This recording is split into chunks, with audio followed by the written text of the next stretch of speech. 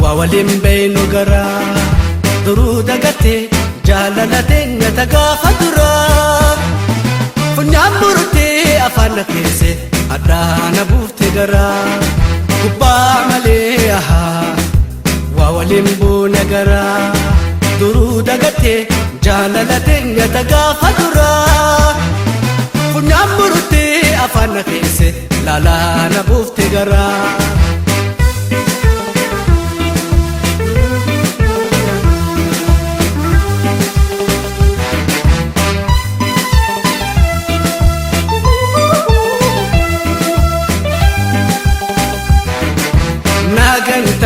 Kolle mamne nagaragalta wabito je egaranko suma abdata jireenya kenya foyesu falkani guya nimfiga takambo kanne anumretia guya khaisa nagaragalte abdina ma khate nagante hamilinto sirana jabte nakumatin bisani nobsa ni nobsa ega jibanti sirradute guya khaisa nagaragalte abdina ma khate nagante hamilinto sirana jabte nakumatin bisani nobsa ega jibanti sirradute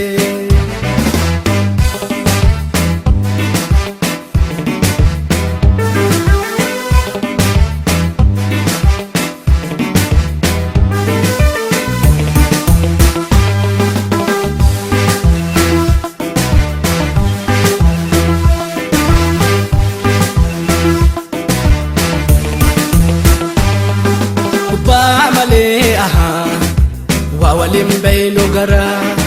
duruu dagate jaalalate nyata gaafa dura funyaan murtee afaan keesse addaana buufte gara gubbaa malee wawalin buune gara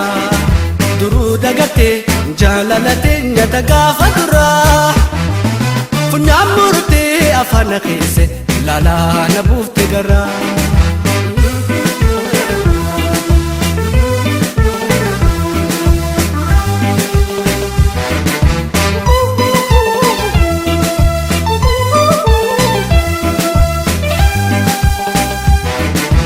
jalqaba guyyaa wal barre akkana seene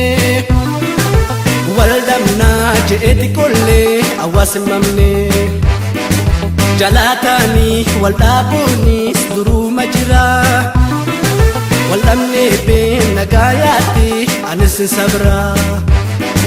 jalaalaa wajji turre sadoo hedduu keessa dabarre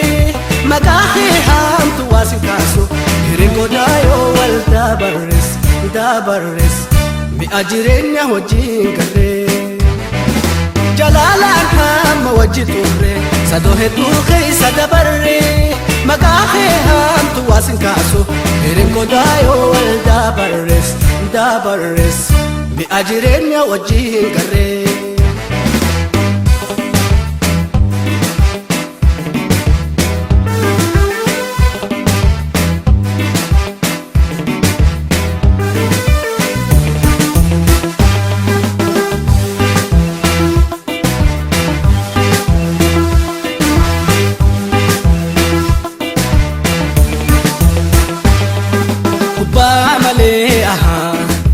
wawalin baynu gara duruu dagate jaalalate nyata gaafa dura funyaan murtee afaan keesse addaana buufte gara gubbaa malee wawalin buune gara duruu dagatte jaalalate nyata gaafa duraa funyaan murtee afaan keesse laalaa na buufte garaa